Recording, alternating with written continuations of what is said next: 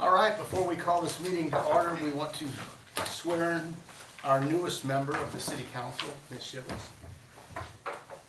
Good evening. Good evening. Ms. Shivers, will you please stand and raise your right hand?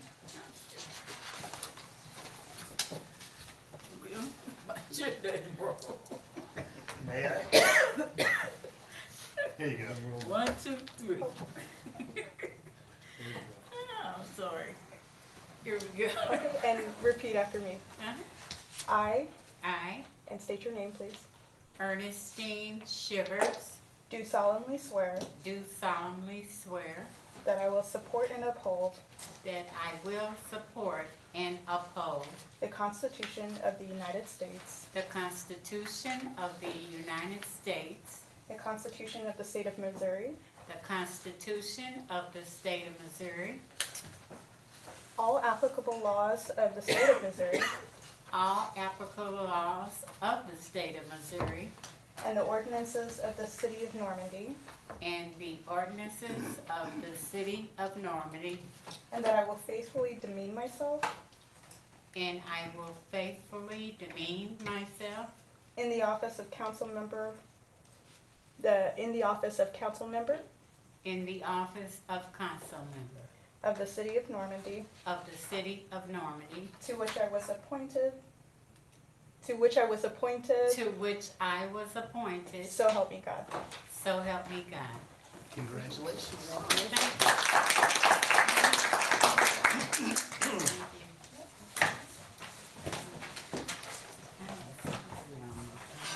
Oh, I'm sorry. No, that's okay. Let's call this meeting to order. May I have a roll call, please? Councilman Sachsenheimer, Here. Councilwoman Cleveland, Here. Councilman Jackson, Councilman Evans, Councilwoman Shivers, Present. Councilman Nelson, Present. Councilwoman Campbell. Here. And Councilwoman Varga. Here. You have the floor. Thank you. Please rise for the Pledge of Allegiance. I pledge allegiance to the flag of the United States of America, and to the republic for which it stands, one nation, under God, indivisible, with liberty and justice for all. Is there a motion to approve the agenda? So moved. Is there a second? I'll second. All in favor? Aye. Any opposed? Ayes carry, motion carries. Is there a motion to approve the April 9, 2024 City Council meeting? Can I make an amendment? Do I have to say yes? Well, let's get the motion in a second first. Is there a motion to approve the minutes of the April 9, 2024 regular City Council meeting? So moved. Is there a second? I'll second.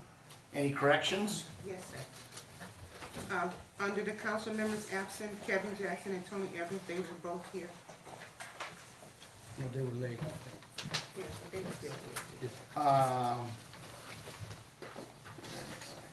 Can you make your motion, can you make your correction in the form of a motion? I'll make a motion that, to add Councilman Kevin Jackson and Councilman Tony Evans as being attended on the April the 9th meeting. Oh, there's a motion, is there a second? Second.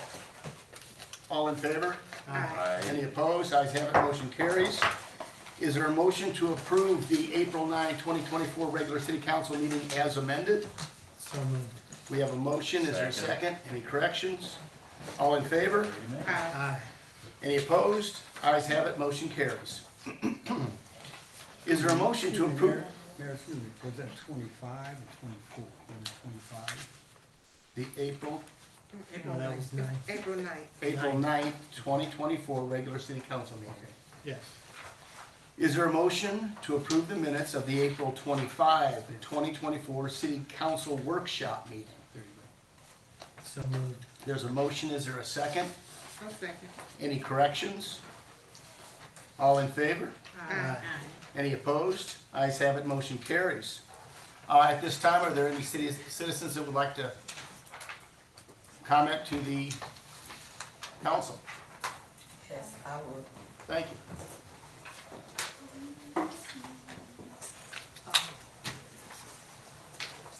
My name is Dolores Harris. I live at 7700 Contour Drive. In April, there were political signs placed in my yard that were moved without my permission. I called the police department to file a complaint with them. I called City Hall. I'm still waiting on a return call. I gave no one authorization. The first day that the public works supervisor asked my son, did they get permission to put a sign in my yard? I did not know what my son was talking about, and I was asleep. So he told him no. He took the sign out of my yard. I requested more signs. I got those signs in my yard. I had 5. They were taken out of my yard the very next day, that night, after they were placed in my yard. I called and I felt that that was illegal, and I want to file a police report so that something would be on file, because I think if it's on my property, that's trespassing. My beef is the police department did not call me back to file a report. They didn't come knock on my door to file a report. City Hall never returned my call. as a citizen of this community of almost 50 years, I don't feel like it's fair for anybody to go on anybody's property and remove signs, period. Secondly, I am pissed the hell off about waste management. We lost our own public works. We have to pay more for less services. I don't think it was fair to the citizens. I know it wasn't fair to me. And then when I tried to get an extra trash can, because we have to pay every quarter just to use their trash can along with mine, even though I had my own personal trash can that they could lift, they refused to. If I had more than one can other than a Normandy can out, they would not take it. But they'll take trash bags that's on the side of your trash can. But they won't lift the extra trash can without charging you extra. And the city of Normandy was in agreement with this. We get no heavy trash pickup. We went from paying $60-something every 3 months to now almost $80-something every 3 months with less services. I'm a taxpaying, voting resident, and I feel that I have been receiving this service. Thank you. Is there anyone else? Barry Hammond? Well, I'm waiting.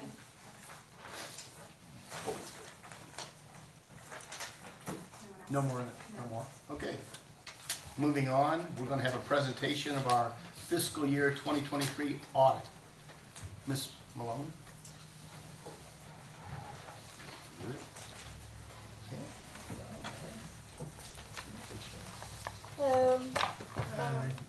You all should have received a copy of the draft numbers, possibly even the notes. Sam did receive a copy of those. I'm not sure if the full draft has been forwarded yet, but it is a draft, so we're not final yet, but I don't anticipate any changes to the numbers or the figures that are presented, so we should be good to go. Just a few things that I did want to note. As far as improvements from last year, so this is our second year auditing the city, and just a couple highlights. Last year, for review, if you were on the council or if you haven't, I don't go back and read a ton of reports all the time, but last year, so we ended up with 5 audit findings in the last year, 12 entries, which most were material changes to get the books correct, and there were, it was a much longer process. This year, I want to thank Sam and his staff greatly. We were able to reduce our findings. We still do have 3, which I'll go over after we've talked about our numbers, but they are, while they are on there, the 2 that were our bigger concern have been completely resolved. And we went from having 12 material audit entries to this year we had 1 that was very small in nature. So the closing of the books was wonderful. They were done in a much better fashion, and I'm very impressed with how much improvement was made just in that short time period from the last audit period to the current audit period. So I want to give big kudos to Sam along those lines for the improvements in the books themselves. So a couple of the things that I wanted to note, and most of this is going to be pertaining to your general fund, since that is the majority of where your operations are going to occur. Some of the other smaller ancillary funds are there for a specific purpose, but the general fund really is going to drive everything else within the city. You did have an overall increase in sales tax from the citywide. We were up about $63,000. Now that's about a 5% increase to your budget. I do not think that things are going to be any cheaper anytime soon, so I would anticipate you're still going to reap the benefits of having that increased sales tax income. Unfortunately, on the flip side, when you go to buy stuff with your income, that's probably also going to cost more. So I don't know how much along the lines of your budget consciousness, like if we're going to be able to say, hey, we have so much extra income coming in, because on the net side, not really. Property tax as a whole, this was, if you looked at the city as a whole, you would see a property tax reduction. If you were to take our property tax income as compared to this year versus last year. A big driver of that is the TIF. Last year we did have some collections that were remaining in the TIF. This year we do not. So we're going to see a decrease because of that. So if we were to completely exclude anything that came from that specific revenue stream for property tax, overall the city actually had an increase of about $10,000 or about 8%. You're still probably going to be reaping the benefits of that increase too. Property values are up, so your property taxes are going to be up even if you don't raise your rate, just due to the increase in property value. I compared the overall assessed valuation of the city parcels that fall within your boundaries from last year's audit to this year's audit, and the increase went up about $3 million. So even if your rate hasn't changed at all, which it really didn't, you're just going to reap the benefit of that because the property value is higher. There was a few items in your general fund. We had an overall net income in general fund of about $442,000, which is it's nice on paper, but I do want to point out a few of the items that make up that number, just because I don't want you to kind of lose focus and not maybe remain as budget conscious as you have been. Number one is that a big portion of this number was made up from the last portion of your ARPA funds, which to my knowledge now, Sam, you can attest that they are completely liquidated. So we have utilized that for a multitude of different projects within the city, but that was a one-time revenue stream that I don't anticipate is going to occur again. At least I hope we don't have a pandemic. It's for a reason for us to have this funding again. Number two, there was about $240,000 of fees that came from the USDA project. Those are a one-time revenue stream that I don't think you're going to be reaping benefits of for next year or in continuing years. And then number three was that Charter finally got their act together and we got a settlement. Most of my cities did get it, so that was about $95,000 with them to kick in what they were. The whole thing got settled and we've collected that and basically back to gross receipts tax. So those are three items that are calculated into or factored into this $442,000 net income that we probably won't see duplicated. And so if that was the case, in reality on paper, yes, we had this number. Cash that actually came into the city is going to be less because $492,000 of that, we had already received that cash in a previous year. We finally just used it for the grant purpose this year. The other thing I wanted to note is we had approximately $170,000 of sales of the city's city-owned property, meaning vehicles, anything that you guys would have had in surplus. When I looked through the account, it mostly made up, it looked like vehicles, some public works equipment, a few parcels, city-owned lots and parcels that we were kind of getting rid of and getting off of the books. So that number could vary depending on what's in your current inventory and what you're looking to still continue to liquidate. But that is for us what is considered an other financing source. It's not something that's routinely derived from your normal course of operations like property sales, court fines, fees, charges for services, things that come out of your normal operations. So because of that, you do want to keep, just remain super budget conscious. And as of the end of 2023, so we are on a history lesson here, but the general fund did have $1.6 million in operating. In order to maintain and preserve that level, you do still want to be really good about what you're going to be budgeting for your future expenses. And just as that number makes up about 25% of your expenses, so that would tell me If you guys didn't collect another penny, you'd have about 3 months in your reserves for general fund. We usually like to see 3 to 6. So it's pretty healthy as far as being able to make bills, payroll, and do your normal operations. But you do still, like I said, the 442 that we had in net income, a lot of that did derive from items that were only for 1 year. So the other thing that I wanted to note as well as a key highlight was that the TIF fund, which is presented as a major fund on the financial statements just because of the sheer amount of money that is held in it, that has now been closed. So to my knowledge, we're going to be liquidating anything, the projects, the taxes that were derived from that project, the sales tax, the property taxes on parcels that we had to set aside. I don't know that that development ever was developed the way that it was probably intended to be.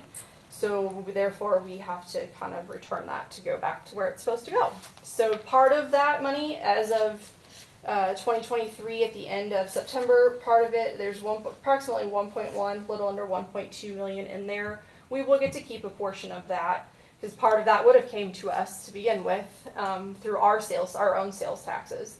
But then a majority of that is going to have to be returned to be sent out to the other taxing districts that would have collected it had it not been held set aside for this major purpose. Findings for the current year. So these are things that we would like to see either improved upon or worked on. They're not major. We are required to report them, but I don't see any major red flags about, oh, this is like super pressing. Number one was we did have a budgetary finding. There were 3 funds that had expenses in excess of their budgeted totals. And those 3 funds are going to be let's my right page here. The Parks and Stormwater Fund, the Economic Development Fund, and the Judicial Education Fund. So those 3 funds. The findings are going to be on page 36 in the total draft. Thank you. Yep.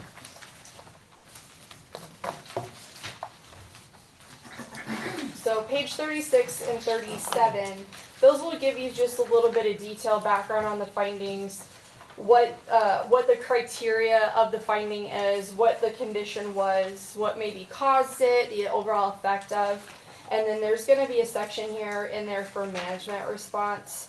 That is part of the draft, the action items that are currently on Sam's list, is that in reviewing our findings, management's responsible to give us basically a corrective action plan. Hey, what do we plan to do to fix it? There are certain times where I do have cities where they say, we're not going to fix it. And that's okay.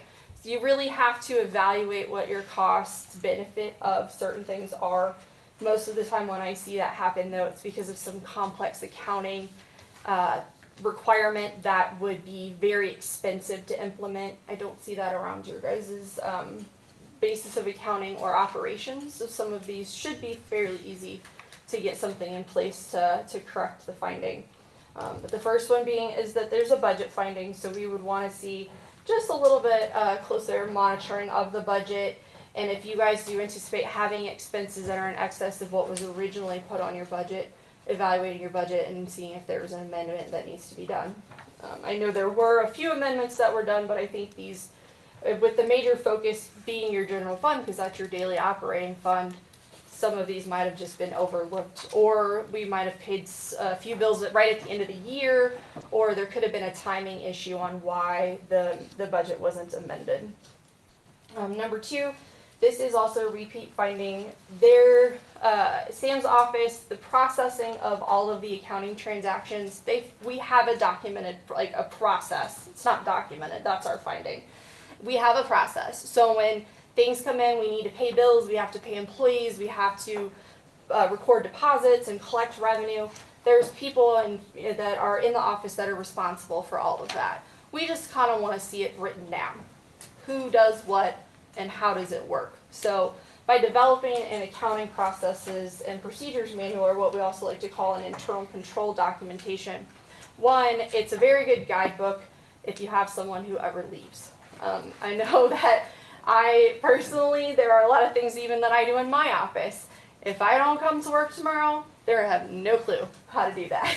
So it's kind of the someone, if you have someone who's sick for a period of time or has to be out, someone else can then fill that role, and they would have an instruction guide in place on this is exactly how things happen.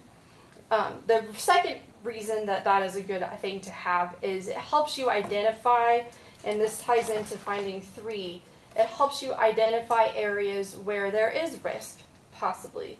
You don't want the same person who also records your deposits.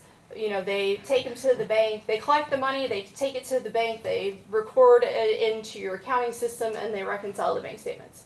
It helps you to identify areas where there could be potential risk in either fraud, error, and people make mistakes. I make mistakes. You could transpose a number, maybe something doesn't tie out right.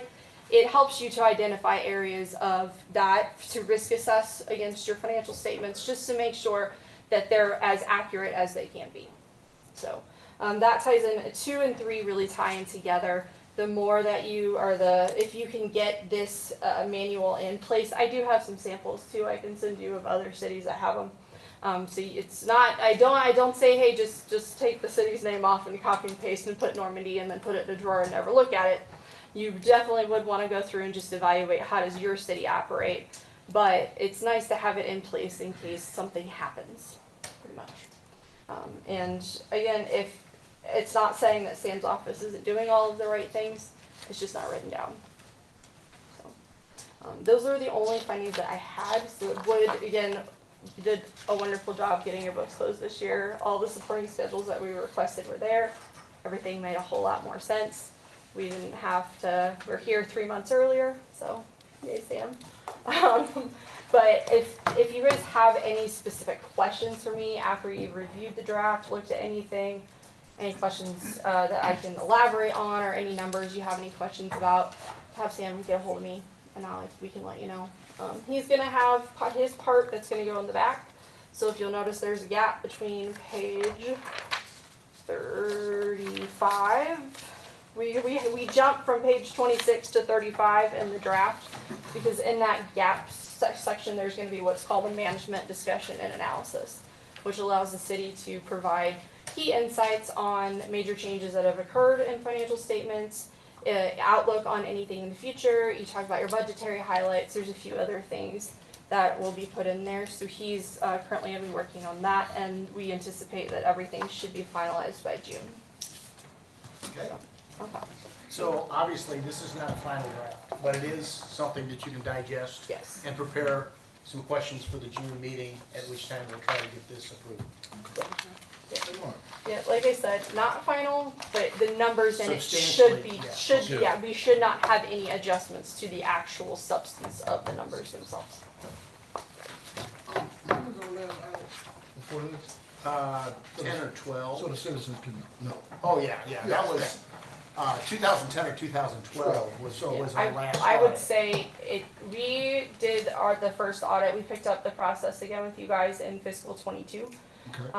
I could not actually even obtain a copy of that prior, so I know it's not, it might be out there someplace, but my guess is it's probably was at least a decade. So at least a decade that we haven't had an audit. So we need for the citizens to understand that.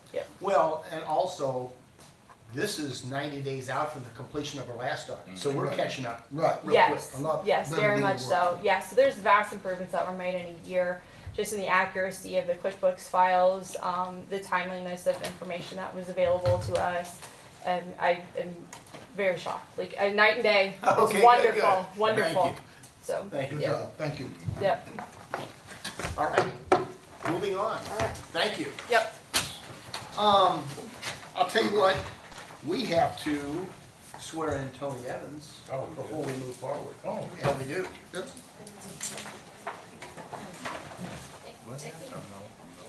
Yeah, you are. Right. Just You're good. Well, you know the drill. front and center. Yeah, front and Just center. me.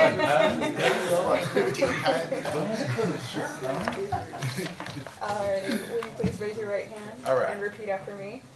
I I, Tony Evans, do solemnly do swear solemnly swear that I will support and uphold that I will support and uphold the Constitution of the United States, the Constitution of the United States, the Constitution of the State of Missouri, the Constitution of the State of Missouri, all applicable laws of the State of all Missouri, applicable laws of the State of Missouri, and the ordinances of the City of and Normandy, the ordinance of the City of Normandy, and that I will faithfully demean myself and I will faithfully demean myself in the office of council member in the office of councilman of the City of Normandy, of the City of to Normandy, which I was appointed, to which I was appointed, so help me God. so help me God. Congratulations.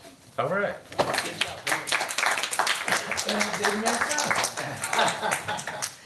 It's because you've done it 15 times. I had to come behind and thought about it. I said, okay.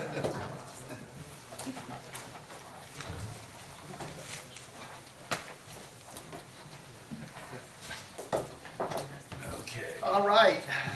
For my report, I only want to congratulate our newest members of the council. Councilwoman Valle, representing Ward 4. Thank you. And Councilwoman Shivers, representing Ward 3. Thank you. Steve, do you have any report for us from Ward 1?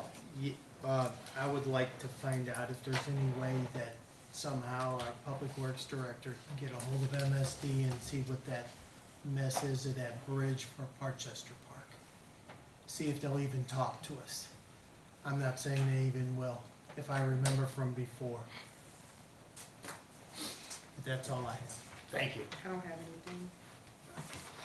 Councilman Jackson? No, I don't have none. At this time, I would like to later on, make a motion to, revisit the, payment plan. Oh, are you talking about a specific piece of property? No, just in general. Payment business. Okay, okay. I don't have anything. Thank you. Rick? Yes, And oh, Ms. Shivers? Well, I wanted to address that, I don't know how the police go up and down the street, but I'm in and out at different times of the night and morning, 1, 2, 3 o'clock in the morning, because I have a little son named Bojangles that I have to let out. And there's a lot of traffic that's going up and down Springdale. And then I'm hearing gunshots at 1 o'clock, 2 o'clock, and I don't mean just one gunshot, I mean 3 or 4 at a time. So how can we step up the plate to address those 2 issues? Thank you. Rick? yes, I'd like, to address, the situation with Mrs. Harris. I'd like for our officer to get with her so she can get that police report and information. She needs to get that taken care of. Other than that, well, our tennis team lost Keep it today. to city, yeah. Keep it to city business. Yeah, thank you. Other than that, so thank you very much. So please take care of that. Thank you. Thank you, John. Oh, yeah, thank you to Public Works for getting out and looking at some problem properties in the historic village. There is a notation, and you probably just don't know this, but when you're doing the mowing of public land, the area from Henderson Road south to the entrance, to the wall of the country club is city property, and it doesn't seem that that's been mowed. The part between Henderson Road and St. Andrews gets mowed, but the other part down there doesn't get it. So we need that mowed and cleaned up. All the way, not to their gate, just to the wall. So it's at the end of that last house on Henderson, 7200 Henderson, down along that way there. I just got a message from a citizen that there's a really dead tree. I will send you a copy of it. We did have a tree fall down in somebody's yard today just from the saturation of the ground, and we're afraid for that great big dead sycamore. So I'll give you that information at the end of the meeting. That's it. Thank you. Right. If I forgot, do have something. Is that too late? for me? No, go ahead, please. And I don't know who to say to Sam. On Portchester, I forgot the address, but I know it's between Dartmoor and Paddington. There's some water, we don't know where it's coming from.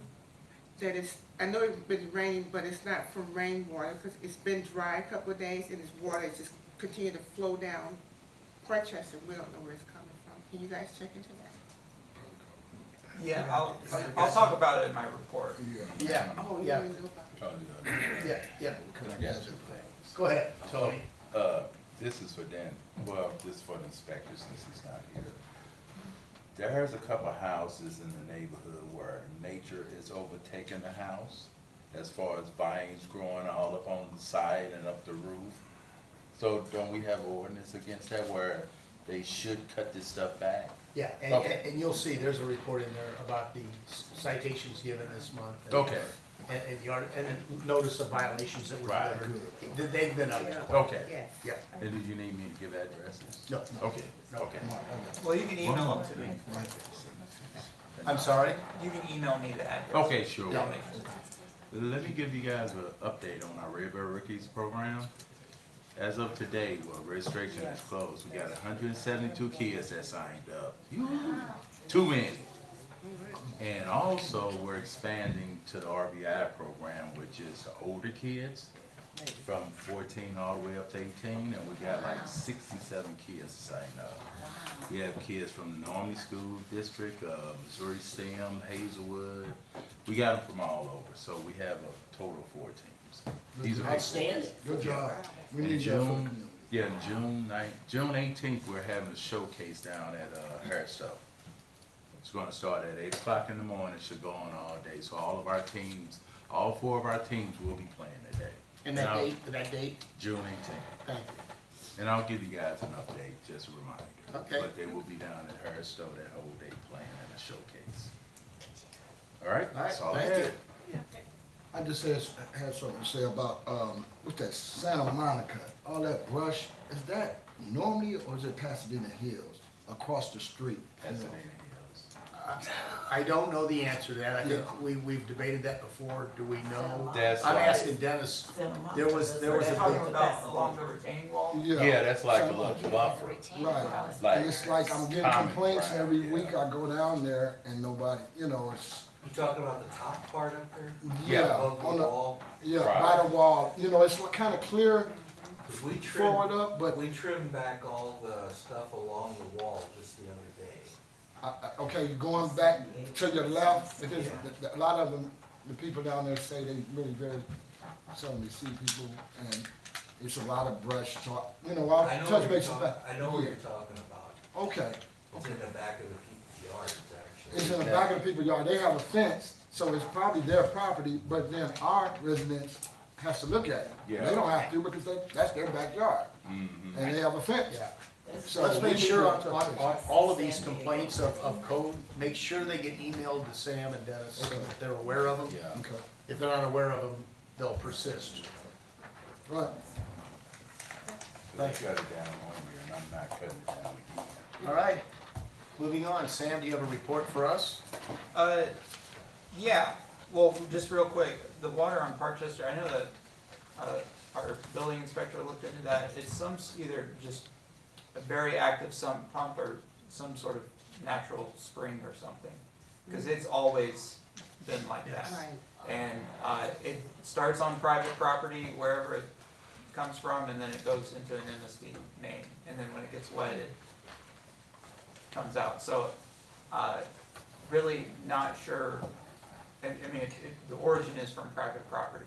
And so, there's really, I know the yard is always soaked, but I'm not really sure. you know, my understanding is Missouri American Water has checked it out, there's no like leaks or anything, so. But we can always check it out again, because things do change, so I'll let the Do building. we know inspector where it's coming from? You said private property, do we know where it's coming from? Well, we know kind of where about, like what block, but, yeah, it's not very clear. It's been a while since I've talked to the building inspector about it, but, Are there any vacant houses in that area? no. I mean, It has been going on for a long time. We had that problem on Wiltshire or something. Wiltshire. Wiltshire. And that's what was happening. We had a vacant house and there was a leak and we had MSD come and turn it. Yeah. As far as some of the other things, Holzell Park, the tennis court grant to resurface and add some parking. We do have the final plans and the park board looked over them. We hope to have a bid through a cooperative purchasing contract group called TIPS from a vendor who has the contract with the co-op to submit a bid. And then hopefully we can get started later this summer on getting that project. The final bid will be brought to council for approval. We should get it any day now. So it will either be at the workshop or at the June meeting, depending on how soon we get it. And we'll also know the schedule once they submit the bid as well. Sanitation RFP, we will, I know there were some complaints about waste management during citizens' comment. That contract ends December 6th. We currently have an RFP out. We had a pre-bid meeting. We had 3 vendors show up. Waste Management was one of them, and Republic Services and Meridian were the other 2. If they show up to the pre-bid meeting, it indicates that they're probably interested in bidding. So I'm hopeful that we'll get multiple responses. And those are due Wednesday, and well, not tomorrow, but a week from tomorrow. And then when we have our workshop, the council can go through the submissions, and then we can start negotiating with the contractor and hopefully get a contract in June or as soon as we get things worked out. The street assessment, after the public works report, the bulk of the packet this month was the street assessment, so that is done. Please review that. We have a meeting with Wise Design Group who prepared the street assessment. It got rained out and stormed out today because we wanted to do some on-site stuff to kind of go through some of their evaluations. We still have a few questions, but the report is there for the council to review. I would also like to go over the council more in depth in the workshop and get some project selection and get some feedback on in what order we want to tackle some of these subdivisions, because we certainly don't have enough money to do it all at once. And then finally, Parkchester Park was brought up a couple times. The Parks Board is recommending that we apply for a municipal park grant to hire a consultant to come up with a Parkchester Park master plan. And that it should look at things like you were talking about, like, the stormwater runoff, and if MSD can help, if there's any funding available for certain parts of the project, but it will look at what it will cost, and if we're going to do it, what phases things need to be done in to, one, reclaim the park, and then, actually turn it into a recreational space in the future. And so that, not only will it be very helpful for budgeting purposes and just kind of attacking things in the best order, it will help us get grants from the Municipal Park Grant Commission, and potentially, if those funds aren't available, from the state of Missouri and through a federal grant for park fund, to get some grant funds to help with that. We also are working on posting additional signs, and are definitely paying a lot more attention to the project and trying to get it resolved. It will be a long process, because there's a lot of infrastructure that needs to get rebuilt. So that's all I have for my report. Yeah, and Sam, talking about Parkchester Park, The biggest problem with Barchester Park is MSD abandoned the park. There They didn't may be maintain some their- MSD money. Right, There because may they be, didn't I can't maintain promise their that, part. but, And that's the reason the road washed out. yeah, there may Because be, they didn't there may maintain be their some part. opportunity. Okay. And that's gonna be the first thing is road access in the Yeah, park. so- That's the first thing, but, So what I'm saying, we need to go to MSD and tell them, hey, Well, this is your. right, but that's all gonna be part of this Okay. master plan they're putting Right. together. Okay. We apply for this grant, we get an engineer, they know what's available for us. And there may be some MSD money in addition to other park net money, hopefully. So, Yeah. I don't wanna turn it into a discussion about Parchester Park right now, but you got questions? Yeah, I was just saying that in the last election, the voters approved the project, the grant projects for Yes, MSD. So yes. that might be done in conjunction with that other money to get all that work done. Yeah, we got some promise of some things to happen, so, thank you. Okay, Sam, need to ask you a question. How many bank accounts do the city have? I think it's about 15. It may be 14 now because we recently closed out the tip account. Okay, so we're not with Regions anymore? No, we're with Regions, Still with Regions? yeah. Okay, can you give me a list of how many later sometime? Yeah. I can. provide you the list. Yeah, I need to have a list. With balances and everything? Well, Yep, yeah. all right. We did that a long time ago.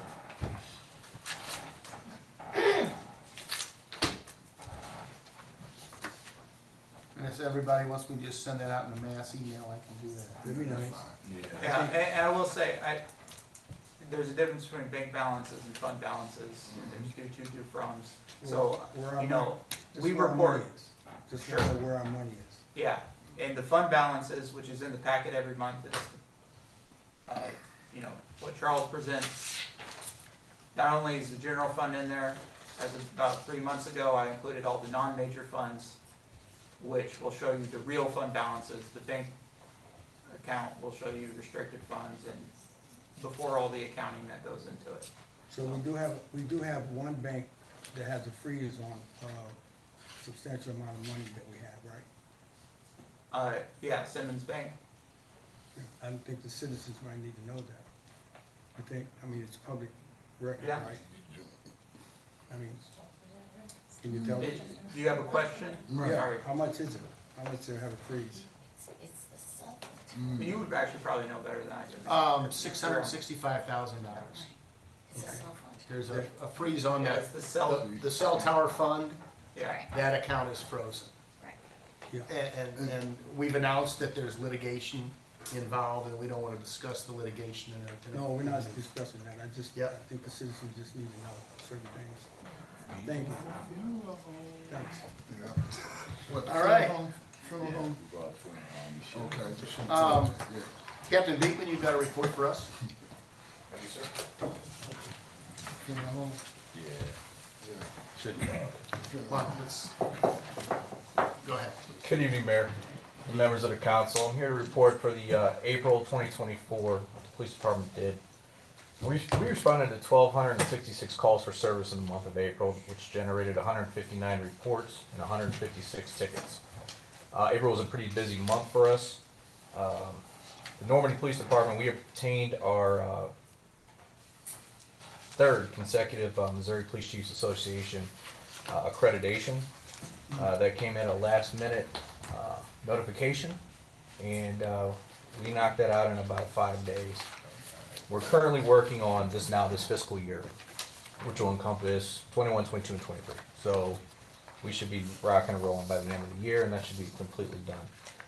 There's some notable incidents that occurred in the month of April.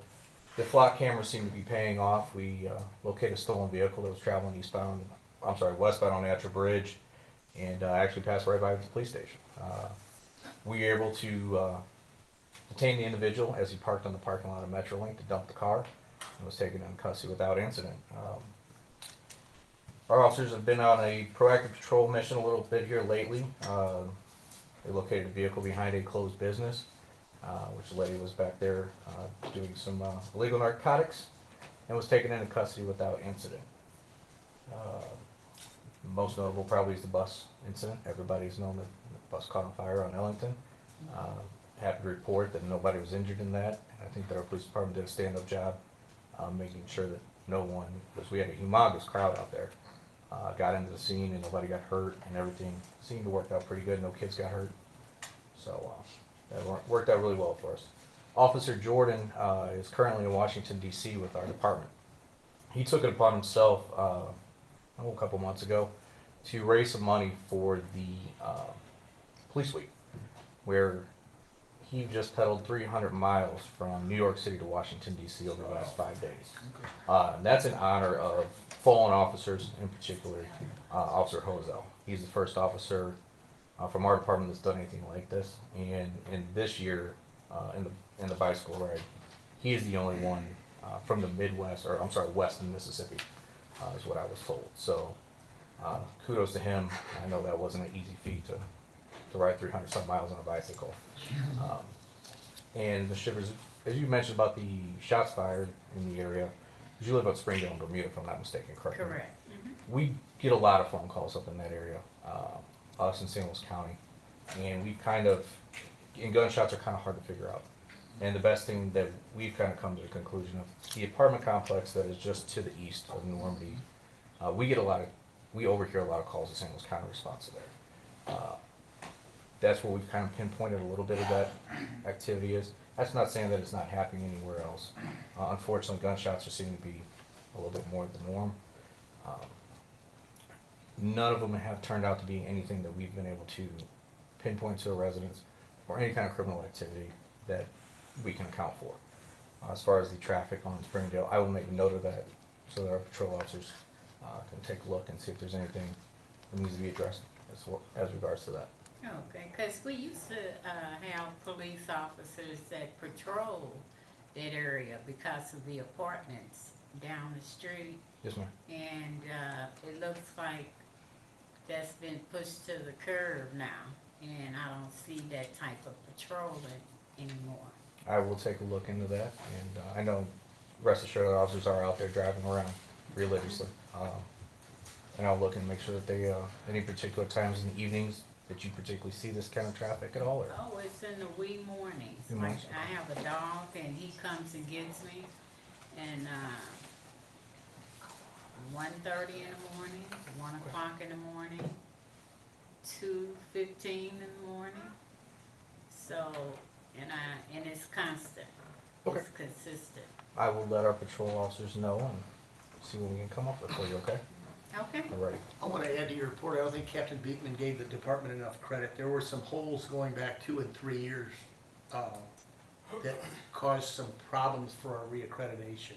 And they did an outstanding job of going back, filling in records. There was a lot of legwork involved, and I know they were here hundreds of hours over one weekend to finalize that. So thank you. Thank you, Mayor. I appreciate that. Thank you, Cap. Also want to give you guys props as well Yes, sir. on the bus situation, because that could have turned, I think we all in the neighborhood heard it explode a couple of times, and you guys was on top of it.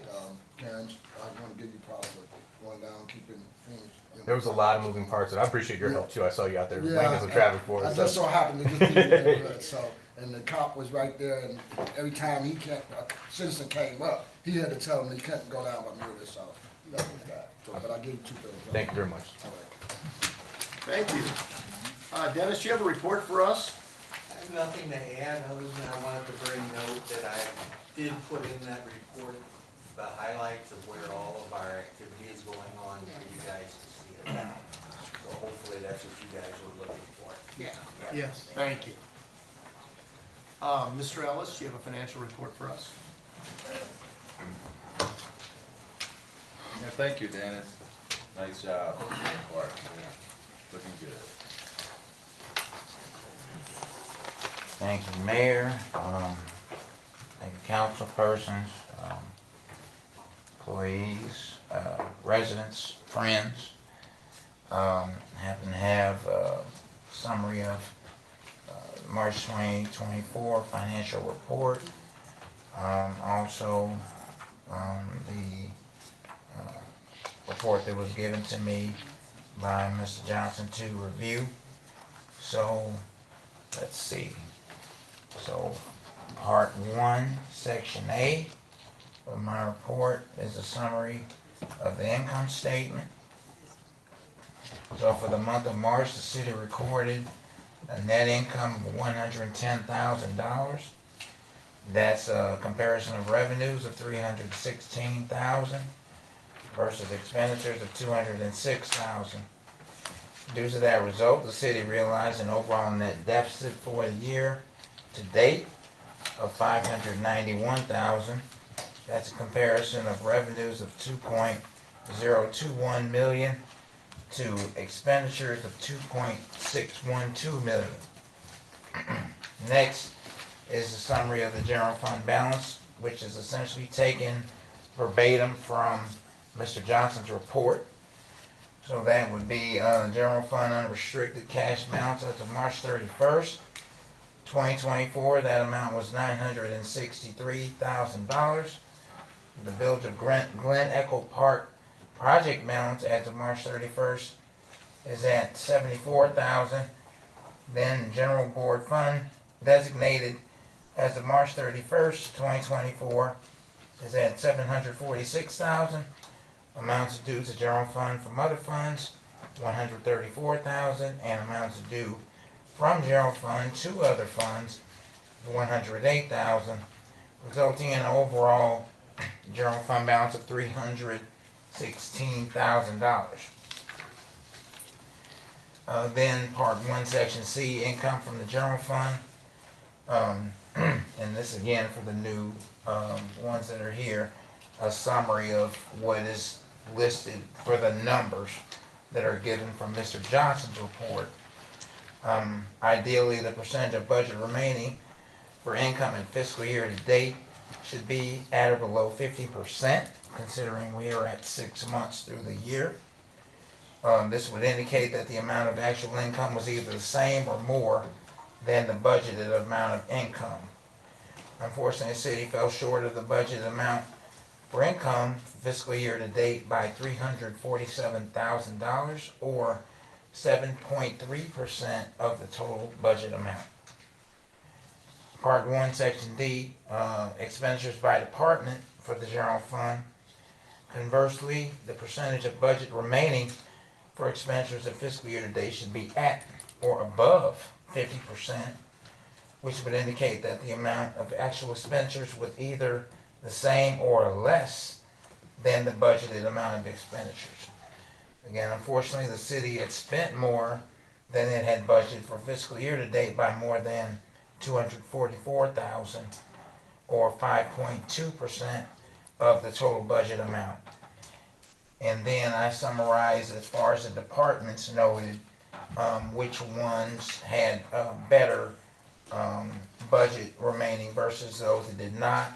Those that were under budget were court and prosecuting attorney, because they have a higher percentage of budget remaining than 50%. And then those that are over budget are street, police, administration, and park, because they are under 50%. So just a little bit of color for those that are new, and again, welcome to the new council persons that are here. So hopefully that helps with the extra explanation. And Sam, I don't know if you have anything to add with regard to the variation. I know we had kind of embarked on that months prior, but. Yeah, well, the only thing I'll add is because there was a question about the different bank accounts, which we can get you the raw balances of the different bank accounts. But on page 2 of the report, part B, this is part 2, section B, summary of non-major fund balances. That cash number is actually what the bank account for that for that fund is. So that capital improvement cash, that's what's in the capital improvement bank account, and then it shows the due to, due froms as of, this was March 31st, 2024. The only bank accounts that aren't in here are things that are restricted for like cash that's in evidence, and you know, bonds that are being held, stuff like that, that aren't funds but restricted funds. And that's the only thing I had. Thank you. Got that, Rick? Did you see Yes. it? Okay, thank you. Thank you, Joe. Are there any more questions? Is there a motion to approve the March 2024 fiscal report? So moved. Is there a second? Second. All in favor? Any opposed? Ayes have it, motion carries. All right. Thank you, Mr. Ellis. Thank you, sir. All right, moving on. Old business. Council Bill 23-31. Is there a motion for the second reading of Council Bill 23-31? Motion. There's a motion, is there a second? All in favor? Aye. Any opposed? Ayes have it, motion carries. Bill 23-31, an ordinance of the City of Missouri, of the City of Normandy, Missouri, amending Chapter 405 zoning by an enactment of a new Article 19, creating a mixed-use district. Is there a motion to adopt Bill 23-31? So moved. I like to, Is there a second? I, Is there a second? I like to make a Well, motion.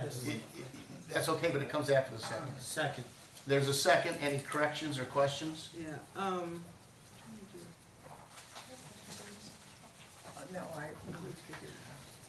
on page 4,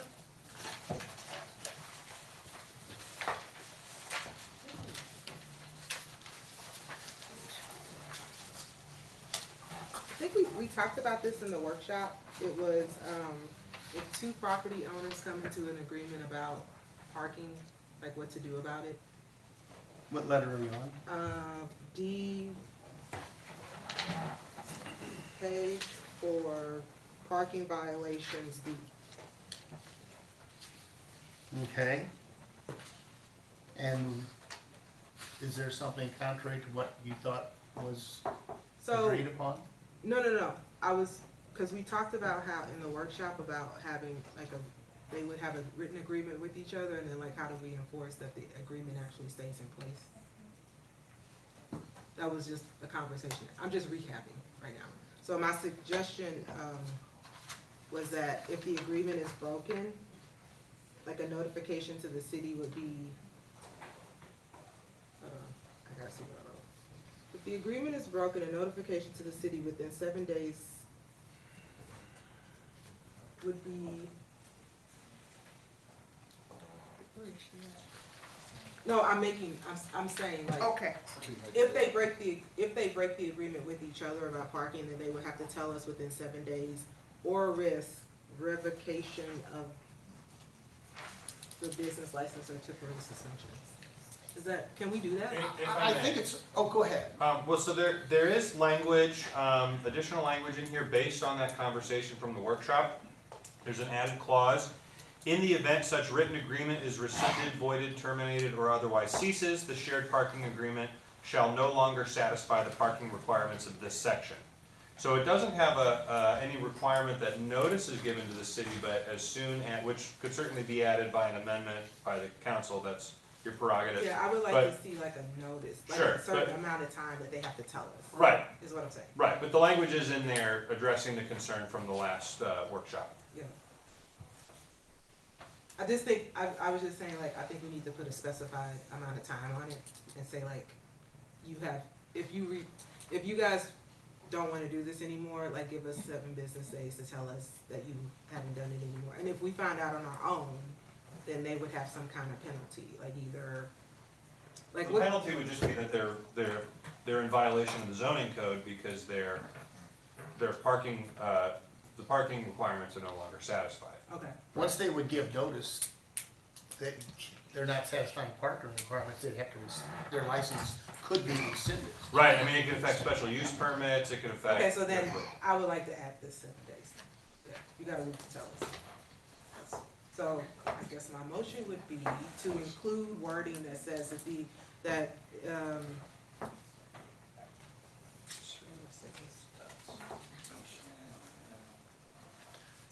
How about adding to section D the following language? Property owners are required to notify the city within 7 days of any rescinded, voided, or terminated agreement. Yeah. Would that work? Can you repeat that, please? Property owners are required to notify the city within 7 days of any rescinded, voided, or terminated agreement. I think that is fine. Okay. So there's a motion on the floor to add to the very last sentence, to add a sentence to section D. Property owners shall be required to notify the city within 7 days of any rescinded, voided, or terminated parking agreement. Is there a motion to add that language? Motion. Is there a second? I'll second. Any additional comment? All in favor? Aye. Any opposed? Right. Ayes have it, motion carries.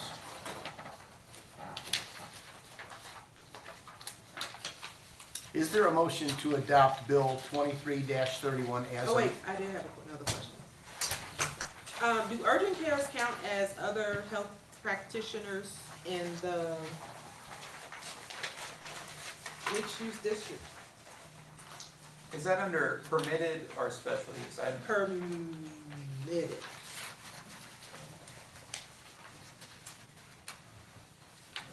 Other health care? Does that include urgent cares? I would say so. I would suggest it does, but it's. Yeah. Office of Other Health Practitioners. I don't see it under permitted uses. Well, It's not in there, I'm just asking, cause it says, if, it says for VV, Office of Other Health Practitioners. So Does that include? the city administrator is always gonna have discretion, whoever's responsible for enforcing the zoning code is gonna have a certain amount of discretion to interpret it. Of course, it has to be a reasonable interpretation, has to be applied consistently. From my perspective, and this isn't necessarily, I feel like an urgent care, like a total access urgent care or something, would probably fall more under outpatient care centers, which is section P under special uses, than an office of an other health practitioner. But again, that would really ultimately fall to the discretion of the interpreting official. Should we add it to be just in case? If the council wants, yeah, absolutely. Well, I'm unclear. Do you want it to be a permitted or a special use? Permitted. Okay.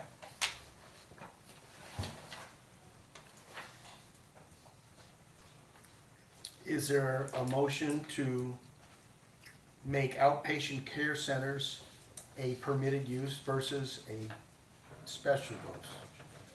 Let me, I'm not sure. I think that might be a problem, if you're looking at something like drug treatment centers, methadone clinics, those kinds of things that do exist. Would you want that to be a permitted use, or would you want that to be a special use when people would come and ask for that? Now, if we specifically say in the other part, urgent care centers, and specify that, I think that would alleviate that, and then outpatient care centers would stay where it is. Yeah. Well, that's a good point. What's my point? I think that's a good point. You prefer specific language. Yeah, I think so, I like her. Want me to put in the form of a motion to that effect? yes. Is there a motion to add urgent care centers to the permitted, list of permitted No, uses? special uses. No, that would be permitted, urgent care, outpatient will stay. We need to at least address, where we going with this? Is there a motion to add urgent care centers to permitted uses? So, No. There's a motion, is there a second? Second. Any discussion, any? Okay, let's discuss, what are we trying to do? We're trying to add urgent care centers as a permitted use. For what? Versus a special use. For what? Let's try. Wait a minute. Urgent cares are considered outpatient centers. Centers. Right.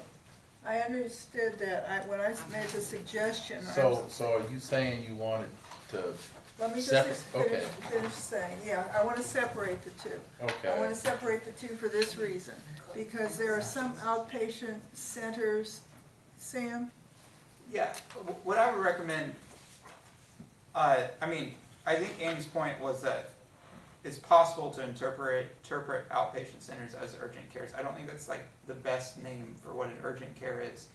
I think we can add urgent cares to permitted uses, but I would caution that we should probably add something to special uses and maybe add like a square footage requirement, because if we add too much language, then, I mean, if someone wanted to open a hospital in Normandy, that's great, but we'd probably want to, I mean, I guess it would have a site plan review, but that should probably be a special use. And I will say that urgent care, the party that's gonna put an urgent care in isn't gonna be burdened by a special use permit. That's a pretty big project. Right. I don't think it's mom and pop putting in, that will be putting in an urgent care. I think as written, we're in pretty good shape. There's a motion, still, there's the motion on the floor and there's a second. Sam and I agree, I also advise that we not add that, because once you add it to permitted uses, somebody could argue that their outpatient care center is I mean. No, I wasn't suggesting that outpatient care. No, I know centers- you weren't, but I don't want Right. that to fall into that category. No, I think Yeah. outpatient care needs to stay where it is, but we need to add the language of urgent care centers to the permitted use. That's what I was saying. There's a motion to add urgent care centers to permitted uses. There's a second. All in favor? Aye. Any opposed? Motion fails.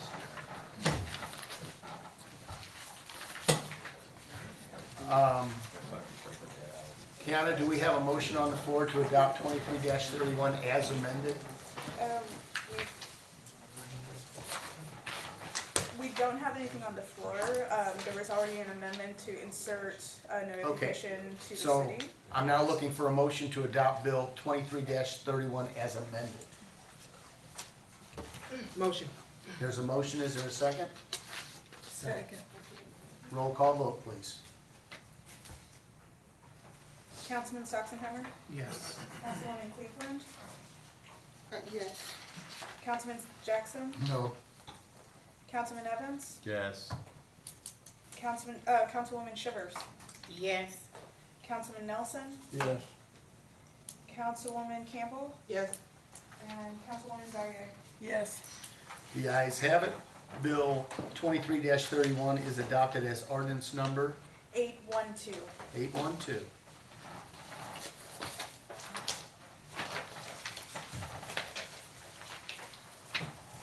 All right, moving on.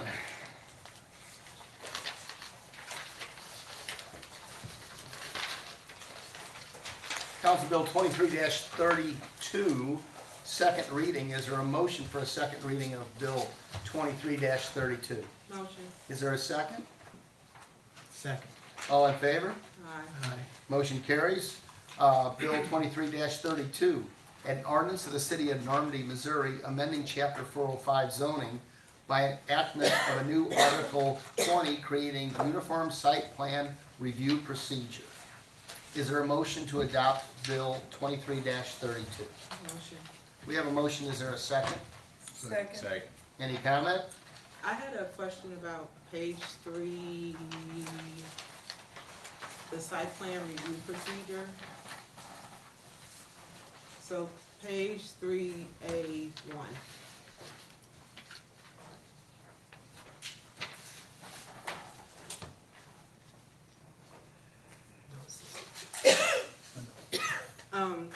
So it says if the city administrator determines that an application is incomplete, the city administrator will notify the applicant.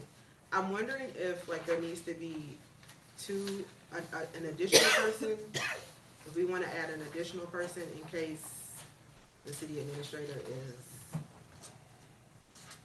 For what reason? unable to perform that duty, or like, I would like to see the city administrator and perhaps like the code enforcement, like both looking at that at the same time, or the city administrator and the head of planning and zoning. I'll defer that to Andy, but if the city administrator is incapacitated for some reason, the chief executive officer would assume those duties. Well, I mean, I guess it depends on the nature of the absence, right, or the vacancy. If the city administrator is out for one day on PTO, no, I don't think the chief executive should just come in and start unilaterally making decisions. But I think the way to maybe address that issue would be to add language, if the city administrator or his or her designee determines that an application is incomplete. That kind of allows other members of the staff to fill in as needed. And we don't have to specify who that is? No. All right, is there a motion to add to section 405-1060A1 the following language? If the city administrator or his or her designee determines that an application is incomplete. Motion. There's a motion, is there a second? Second. All in favor? Aye. Any opposed? Ayes have it, motion carries. Any other questions? The other question I had was on the staff report. Same page. Wait, sorry, hold on. No. Not the staff. Yes, the staff report. So, is the staff report something that, I wrote this. Is it something that we can actually publish on the website? I would like, if someone is filling out an application for review for planning and zoning, what I would like to see is it actually published like on the website, and then also an application given to the city council and the mayor in addition to, like, before the meeting. Does that make sense? So, when the staff report's provided to the Planning and Zoning Commission, all the meetings of the P&Z are public meetings. So they would be posted publicly as part of the agenda, so they would be posted. But would the actual application be posted? I believe it probably would be under normal circumstances, yes. Yeah.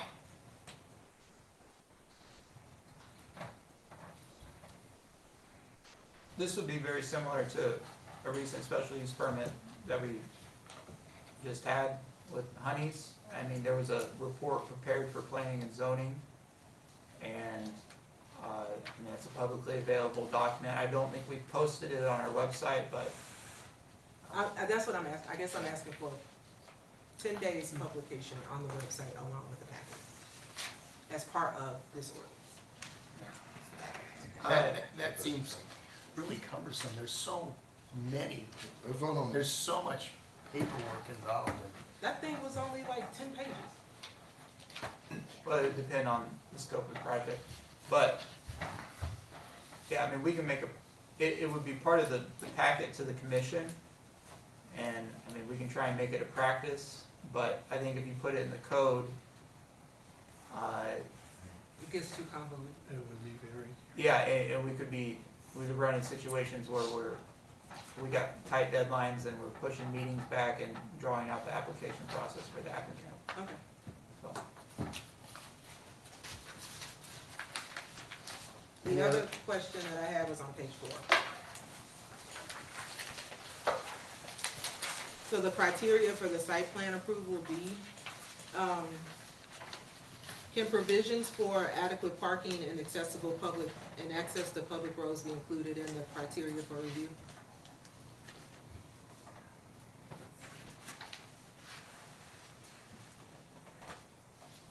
I didn't see that part.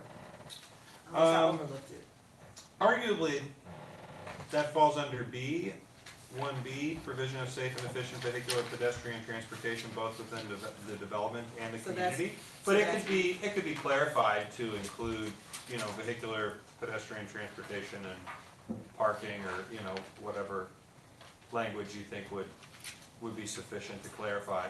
But B takes care of that. I would argue it does. Okay, then what about public safety, convenience, and welfare of residents? Sorry, what was that? Public safety, convenience, and general welfare of residents. I think that would be appropriate to add if the council. well, and we're kind of talking through it here, so Andy may disagree.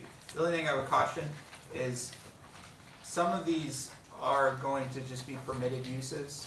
when I think about like the public welfare, I think strict zoning districts, you know, does it fit within the district?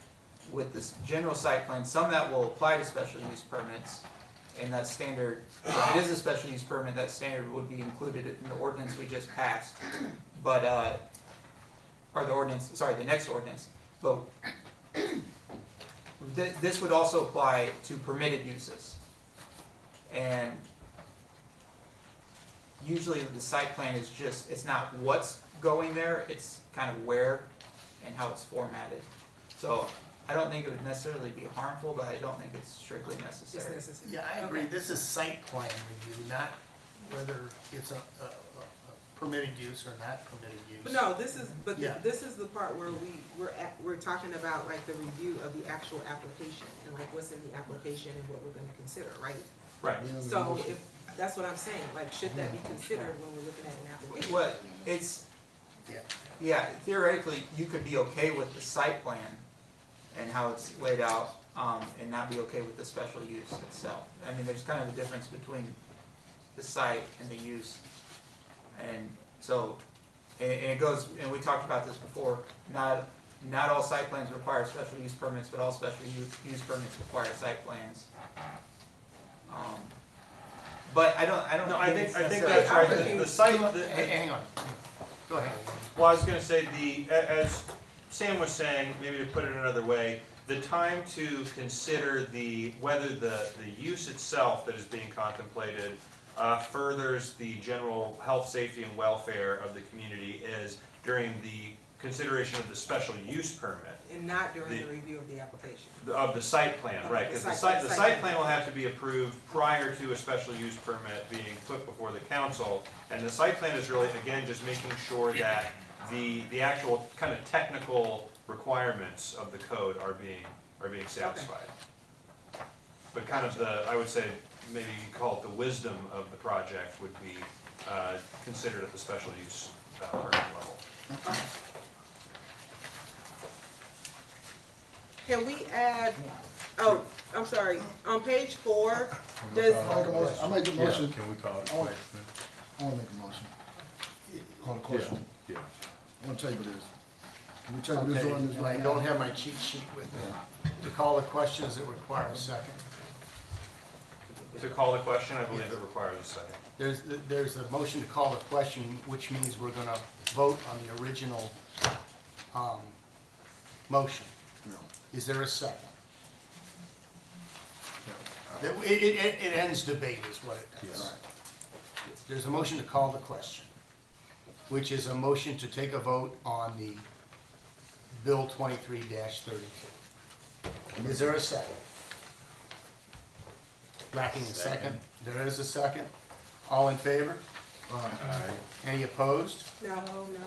Roll call vote, please. Councilman Saxon Henry, No.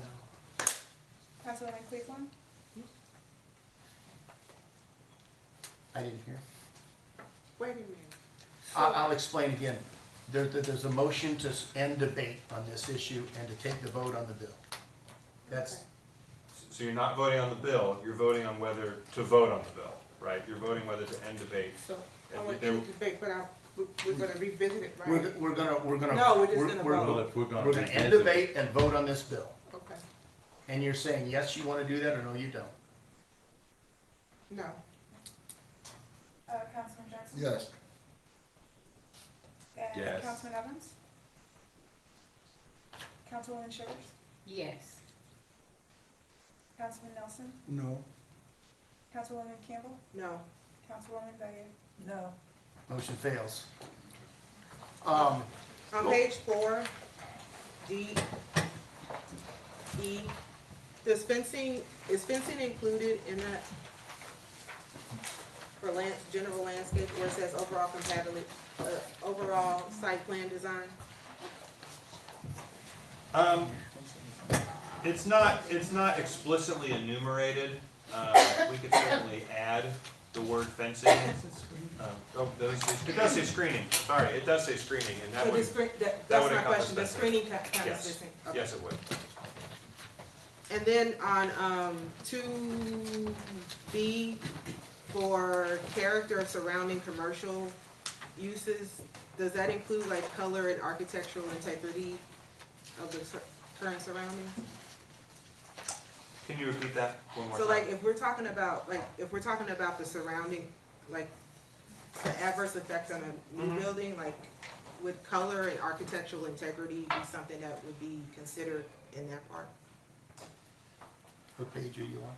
5. So I guess the question is, would certain, I would say maybe architectural considerations of the building be considered to adversely affect the character of the surrounding area?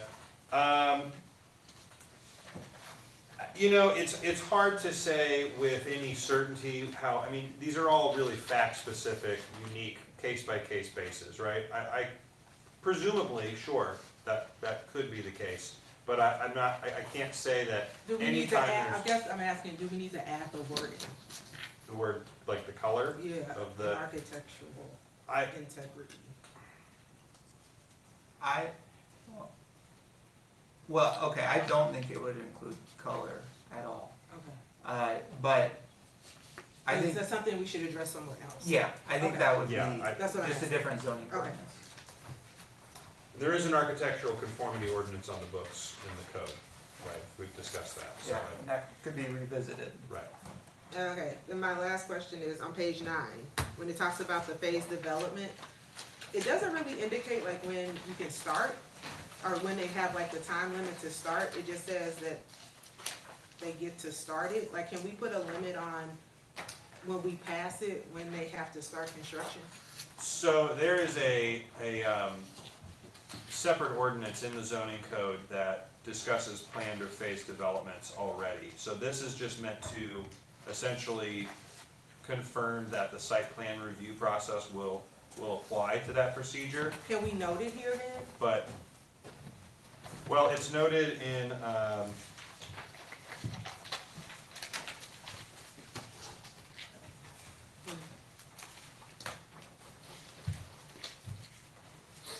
Is it 405?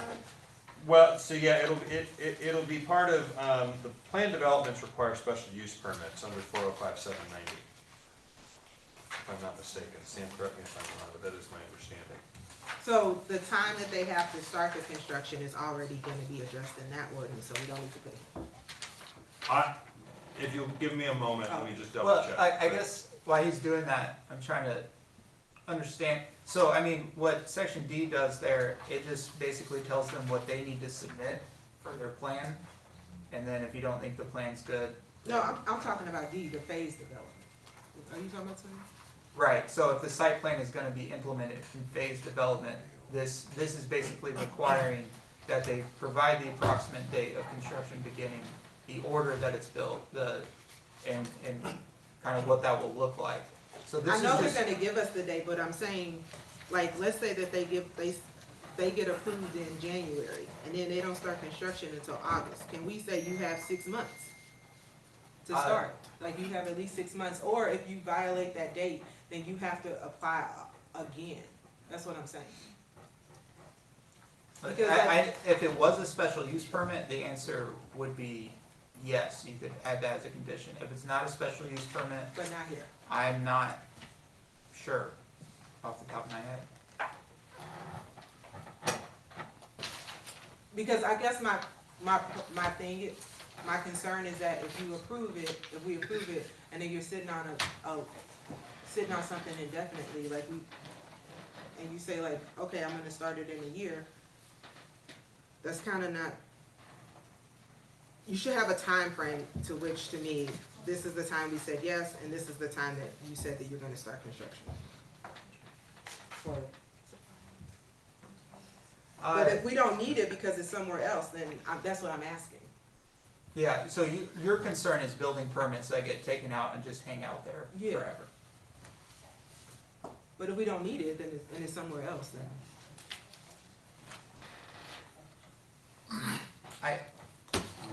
That may be something that may be better addressed somewhere else. I mean, I know. But I'm not sure how we could amend section D to require that. Can I make a motion to table this? to another meeting. Ordinance. we don't Just know. FYI, that was my last question. There- That was my last question. Are you making the motion? We got to table it. That's the last one. They still discussing it, so we can get the facts of this discussion. Yeah, I'm gonna table it. Let's make a motion to table this for another meeting. There's a motion to, Table this. I gotta refer to, Okay. I've got a, That's not one. I apologize, Mayor. I've got a motion to adopt 2332 as amended, but I've got now a motion to table. Which one supersedes? Do I have? The motion to table will supersede, so there, but there has to be a second for there to be a vote. There's a motion to table, So are we finished discussing 20? there's a motion to table 23-32. Is there a second? I'll second.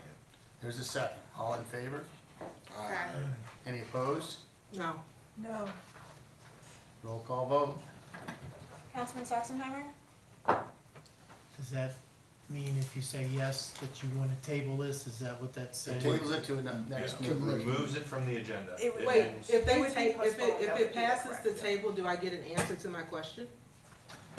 Well, Andy's gonna give me an answer to the Okay. question. Well, not at this public But meeting. but not here, right? Not here. Later. Okay. Yes, table to. Just for clarification, the correct terminology should not be tabling. Tabling would just completely, it's not postponing it to the next meeting. Okay. Tabling is like, we're not gonna talk about it again. So just for clarification, did you intend to Table, postpone? or the table, Postpone or table? postpone. Okay. He's restating his motion to postpone Postpone. 23-32. Is there a second? Second. Roll call vote, please. Okay. Councilman Sachsenheimer? Yes. Councilwoman Cleveland? Yes. Councilman Jackson? Yes, Councilman Evans? Yes. Councilwoman Shivers? Yes. Councilman Nelson? Yes. Councilwoman Campbell? No. Councilwoman Bellinger? Yes. Ayes have it, motion carries.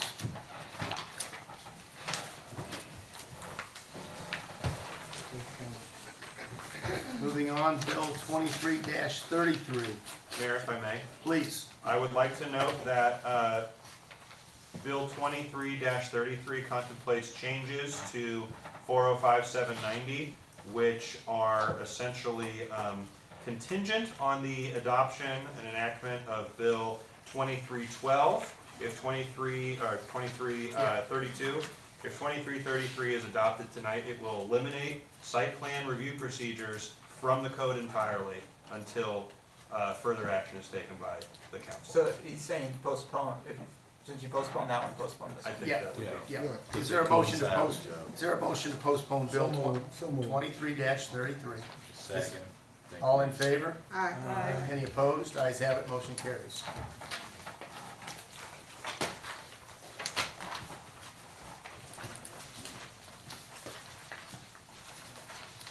Bill 24-12. Is there a motion for a second reading of Bill 24-12? Motion. Second. All in favor? Any opposed? Bill 24-12. An ordinance of the city of Normandy, Missouri, amending chapter 600 alcoholic beverages to require a favorable vote of 2/3 of all members of the city council to approve any liquor license protested in writing by certain percentage of residents within 200 feet of the proposed location. Is there a motion to adopt 24-12? Motion. Is there a second? Second. Okay, there's Andy is recommending there be an amendment to the language that's in front of you. Page 3, paragraph 2B. Andy, do you want to? Yes, so, thank you, Mayor. So, at the last workshop, there was just some discussion of how to define the term resident, as that term is used in terms of the protest mechanism. So, I had language, which I had drafted previously, which reads, for residential lots, the term resident, as used in this section, shall mean the head of household according to the most recent valid occupancy permit issued by the city for that lot. For commercial lots, the term resident shall mean the duly authorized representative of the holder of the most recent valid business license issued by the city for that lot. After some discussions with Sam and the mayor, I would like to propose a more streamlined version of that section, which would read as follows.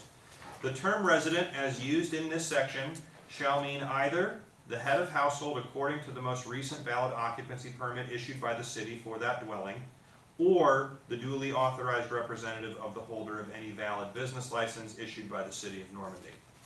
So it's largely similar, functionally similar, it's just a little cleaner. It would apply to a mixed use lot, as well as, rather than the strict bifurcation between residential and commercial lots.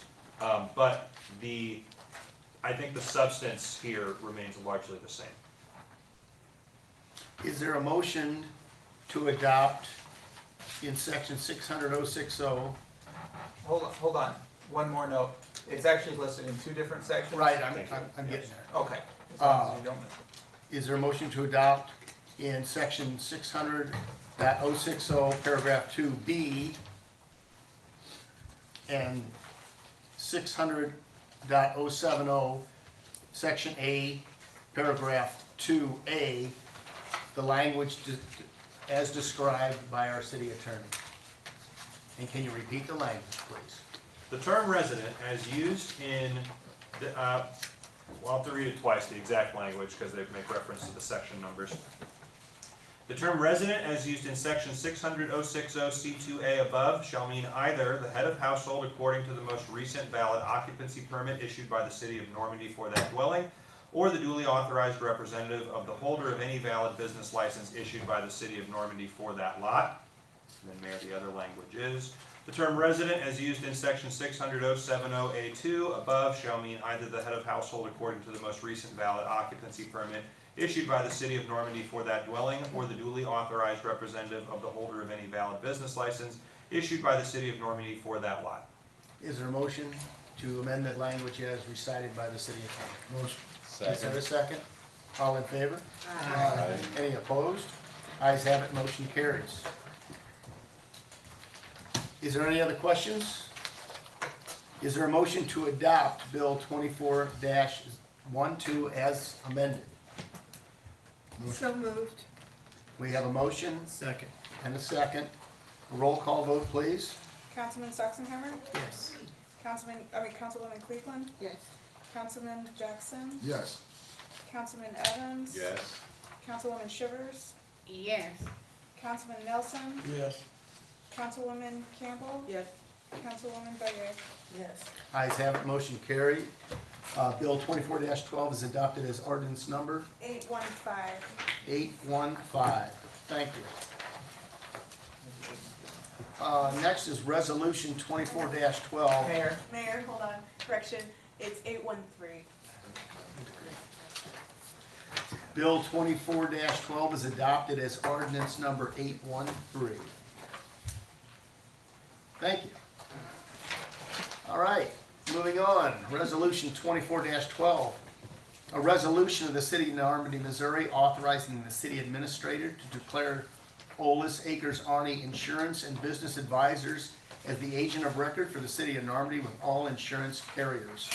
And we discussed this before. They're going to be putting a real emphasis on managing risk, which obviously will assist us in bringing down our insurance rates.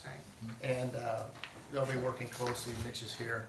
He wanted to say hi to everybody before the meeting. Do you want to expand anything, Sam? We've discussed this at the city council meeting. Would you like to have any words? Hey, yeah, absolutely. I just wanted to be here, put a face and a name with the agency, and just a brief. Please. Yeah, absolutely. Brief background. So Olis Acres Arnie, we're out of Springfield, Missouri. We've been in business since 1885. We're actually 100% employee owned, so we're an ESOP, and we do a lot of work in the public entity space. Currently, we support over 50 public entities across the state of Missouri. So we're happy to be here. We're happy to partner with you all, and looking forward to that partnership. Thank you, sir. Thank you. Is there a motion to adopt Resolution 24-12? Motion. Second. All in favor? Any opposed? Ayes have it, motion carries. Thank you, sir. Resolution 24-13, a resolution of the City of Normandy, Missouri authorizing the city administrator to execute a quitclaim deed for a vacant lot commonly known as 7648 Stanwood to adjacent property owner. And we've been trying to do this with all of our vacant lots. We did have a homeowner step up and offer $400 for the vacant lot, which now we no longer have to take care of. And is there a motion to adopt Resolution 24-13? Make a motion. Is there a second? Second. Any comment? All in favor? Aye. Any opposed? Aye. Ayes have it, motion carries. Resolution 24-14, a resolution of the City of Normandy, Missouri authorizing the city administrator to enter into a listing agreement with Alonzo Reed for the sale of residential property commonly known as 7733 Brand and 5522 Winchelsea. Is there a motion to adopt Resolution 24-14? Make a motion. Is there a second? Second. Any comment? All in favor? Oh, I'm sorry, did somebody have something? Alonzo Reed, Yes. who's that? We've used him for all of our vacant properties and lots so far, and he's done a great job. We used him all last year. He's a local realtor. He's right here at the wedge. Yeah, Reed Realtor. Okay, Reed, okay. Yeah. Okay, all right. That's right. All in favor? Aye. Any opposed? Ayes have it, motion carries. And these are the two ones here, Mark. I'm sorry? These are the two ones here. Yes, those are the listing agreements that are in your packet. Okay, we've got one more resolution, 24-15. A resolution of the City of Normandy, Missouri authorizing the mayor to sign an affidavit swearing that funds received from road and bridge tax collections for the 2024 year shall be used for the improvement and repair of public roads, streets, and bridges within the City of Normandy. This resolution is a dictate from the state. Is there a motion to adopt Resolution 24-15? So moved. Is there a second? Second. All in favor? Any opposed? Ayes have it, motion carries.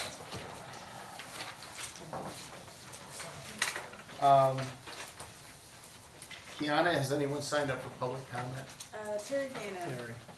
Oh, wait, Please. let me see if I want to say anything, like, Oh, Mayor, Yes. I guess someone from the public, would like to speak that was not on the sign. There's a member of the audience that would like to speak that was not on that. Sure, go ahead. It's a, I just have one real quick thing and I signed up.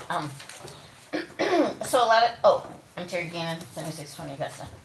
A lot of times people call me because, I don't know why, but they do. And there's a real nice thing that I found on the website. What is it? Resident concerns. So I just tell people, go on there and voice your concerns on the city website, and they've said that, you know, they get back to them real fast, so that's great. That's a new thing, I like it. But Murchison, the church down the street here, called me to see what it would take to get the weeds cleaned off the city property on the fence next to their property, because they just, they had their air conditioners stolen, and now they have them in really big cages, and they put up fences and everything, but they can't, like if somebody would jump the fence, they can't see through the fence. So they wanted to see if the city would clean the weeds off their property, the City of Normandy property's fence. And I said I'd bring it up at the meeting, so there. It'll be brought, it's already been brought to your attention, so, okay, good.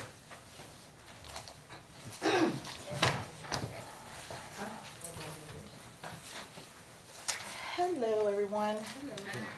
Mark, I sent you the longest email in America earlier today. You probably didn't get a chance I to didn't see even it. get it, no. Yeah, I was rushing trying to get here. So just a few points. This is for everybody, though. That my notes are going to be about fairness, fiscal responsibility, negligence, and optics. Just real quick. I believe Mr. Nelson was to talk about a game he had, and you told him city business. I don't think Redbird Rookies is city business, so we should just be fair for everybody. Sponsored through the city. Yarborough, last meeting, Mr. Yarborough said that we didn't have money for signs. And I've been noticing in this last year, Mark, I know that when you first came in, there was some lawsuits and you received reimbursement for your legal fees. Since last year, we've added many new heads. They get full salaries and benefits and insurance. Mr. Yarborough is here also now. He has a team of 2. We still have leaves and limbs on the street from last year, from last season. They're still there. Mr. Sampson creepily went from 2 days a week, and we understood that he didn't have the capacity. Now I hear he's here full time, full benefits, full insurance. I don't see anything really being done. We haven't had a city newsletter in ages. All these new bodies, all these new costs. I keep hearing about these huge deficits. My question is, how are we adding all these new bodies? People have jobs. We don't see the work being done, but we don't have $1,800 for signs. I have email documentation that I've been promised these signs or said they were going to be had before the pandemic. That's before March of 2020, and we're in mid-24 now. Our ward in particular, Ward 2, has gone without effective and adequate representation for years. I always say this every meeting, please do not just work for your ward, be fair to everybody. And especially, I want to implore you all for that, considering that the street assessment was just done. Ward 3 and Ward 4 feels like they get everything. We're having issues. We need fairness across the whole city. Mark, in that email I sent you and several other people, we talked about this last meeting. There were a few signs that got knocked down. There's something going on right now, the same way they did with the Kias and the Hondas, like, oh, it's fun, steal cars. People are knocking down signs on purpose. There's no accidents. I sent you pictures that show there's no proof of an accident in some of these areas. The signs are just down. That's in several areas right off of Bermuda. And now there's a particular area, again, if Mr. Sampson is riding around and we've got 3 people on Public Works and we have police, I don't know how no one has seen this. In particular, when you're coming off of 70 East, heading west, getting off on Bermuda, there's a really weird situation right there. Somebody took the sign down about a month ago. Since they've taken the sign down, there have been 3 accidents. Somebody's about to run into the house right there on the corner, because if you don't live over here, you don't know to stop. I'm saying all that to say we're talking about insurance premiums. We can't afford to have another loss of life on our hands. That's negligence. How has nobody noticed that the stop sign is gone? So somebody coming off the highway doesn't see a stop sign, and there's people coming down Bermuda Road, and then they're crashing into the embankment, into the guardrail, and there's a house right there. Pictures have been sent. Again, I know that we are playing catch up from many, many years of, it sounds like 10 years, no audit being done. If we can't get these basic $1,800 signs done for the whole city, myself and several other people in our little subdivision have said that we'll put the money together for the signs. So if somebody can provide me with the people that we need to call to get the signs, but I can personally tell you my property taxes went up. I shouldn't have to come out of my pocket to pay extra money for street signs we haven't had for 5 or 6 years, and we keep hiring all these new people. You're Republican. Fiscal responsibility. Where is it? $1,800 we don't have, but heat, insurance, benefits, PTO days, 1 people under him, new people in the office. Come on, guys, let's be fair here. That's not right.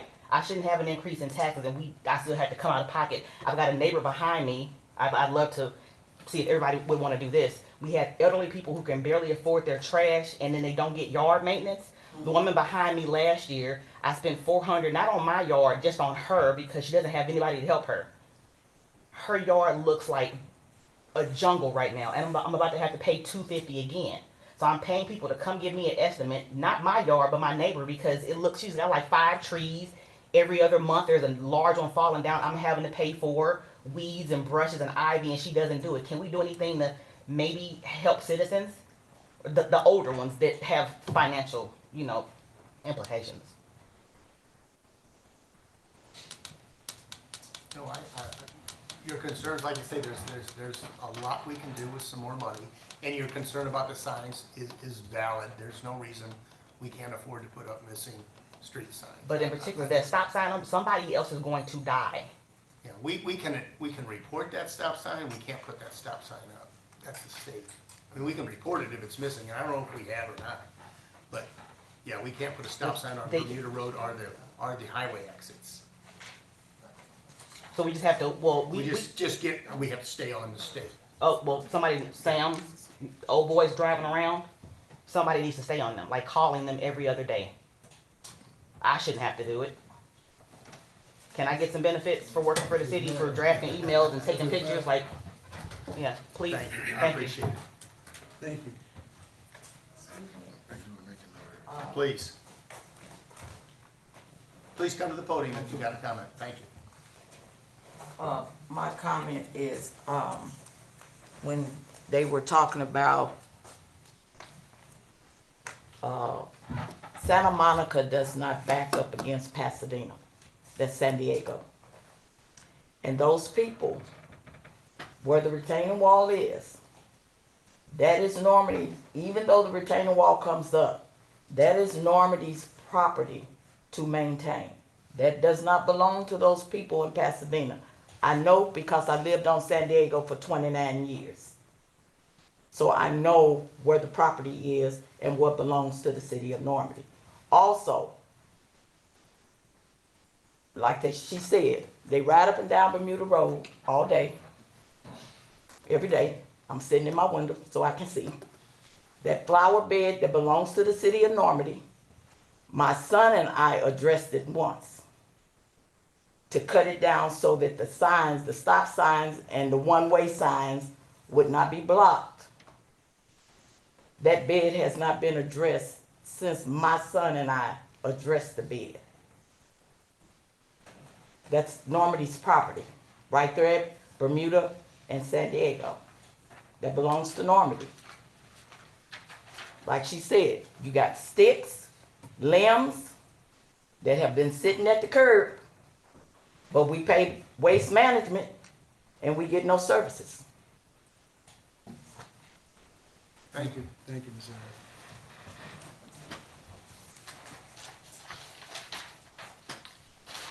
Anyone else? Is there a motion to go into closed session to discuss a legal issue? Motion. Is there a second? Roll call vote, please. Councilman Sachsenheimer? Yes. Councilwoman Fisher? Councilman Jackson? Yes. Councilman Evans? Yes. Councilwoman Shivers? Yes. Councilman Nelson? Yes. Councilwoman Campbell? Yes. Councilwoman Zayed? Yes. Ayes have it, motion carries. Thank you, everyone. It won't be, it shouldn't be that. Come back.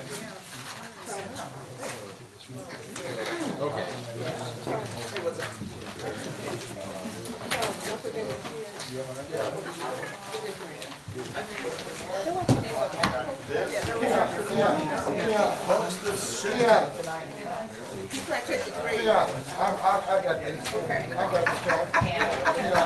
I can use this, you know I can. Well, you know what, I've actually, You know who you get, I'm not putting anyone on blast. you always get them from me. Keep going. Thank you. It's tiring. I think you got what you want.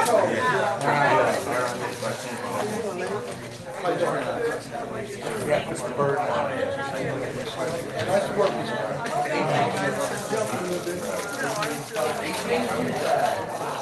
Hey, Doug. Hey, James. Andy, I'll see you. Richard Ellis, fourth one. They just did an article on that, you know, it is one, more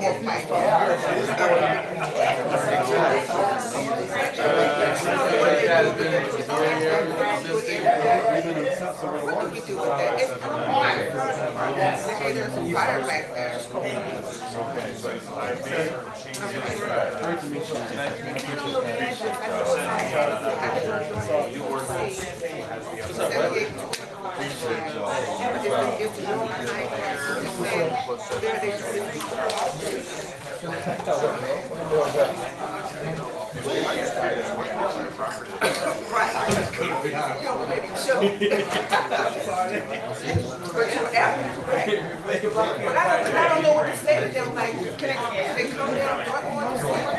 That's